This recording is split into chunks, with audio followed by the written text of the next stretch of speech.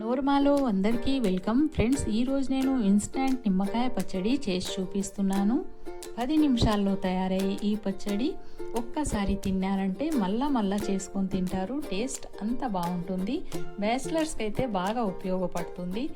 ఈ పచ్చడి 10 రోజులైనా తడి తగలకుండా ఉంటే నిల్వ ఉంటుంది బయటనే. ఈ పచ్చడి చేయడానికి ఎల్లో కలర్ నిమ్మకాయలు, జ్యూసీగా ఉన్న నిమ్మకాయలు తీసుకొని కట్ చేసి విత్తనాలు తీసేసి రెడీ చేసుకోవాలి.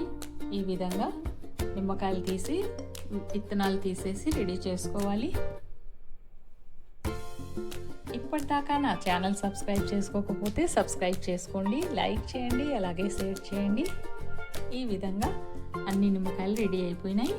ఒక మిక్సీ జార్లో 1 స్పూన్ జీలకర్ర గ్రైండ్ చేసి పొడి చేసుకోవాలి.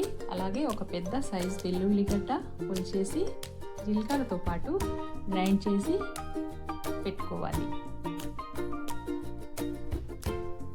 ఇప్పుడు ఏ బౌల్లో పచ్చడి చేసుకుంటామో ఆ బౌల్లో కట్ చేసిన నిమ్మకాయలు, నిమ్మ ముక్కలు అన్నీ జ్యూస్ తీసుకోవాలి.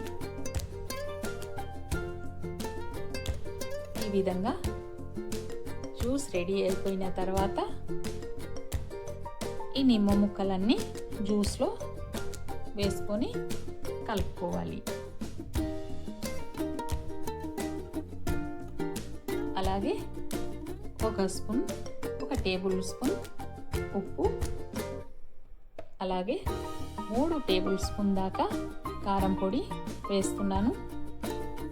కారం అలాగే ఉప్పు బాగా పడితేనే ఈ పచ్చడికి టేస్ట్ బాగుంటుంది. గ్రైండ్ చేసిన జీలకర్ర వెల్లుల్లి పేస్ట్, 1/2 టీ స్పూన్ పసుపు వేసుకొని మంచిగా కలిపేసి ఒక్కసారి టేస్ట్ చూసి ఒకవేళ ఉప్పు తక్కువ ఉంటే కలుపుకోవాలి. ఇక్కడ ఉప్పు తక్కువ అనిపించి 1 టీ స్పూన్ ఉప్పు వేసి కలుపుతున్నాను. ఇదంతా మంచిగా కలిపేసి తాలింపు వేసుకోవాలి. తాలింపు మీకు ఇష్టం ఉన్నది వేసుకోవచ్చు. తాలింపుకి ఆయిల్ బాగా పడుతుంది పచ్చడికి. 1 గరిటె ఆయిల్ వేసుకొని వేడైన తర్వాత ఆవాలు వేస్తున్నాను.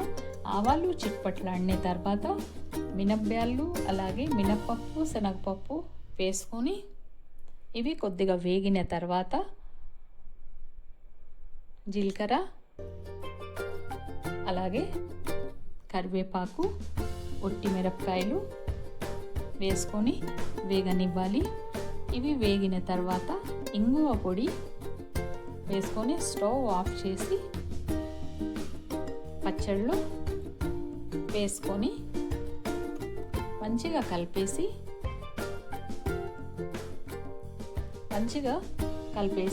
సర్వ్ చేసుకోవాలి. అంతే, ఎంతో రుచికరమైన గుమగుమలాడే ఇన్స్టంట్ నిమ్మకాయ పచ్చడి రెడీ.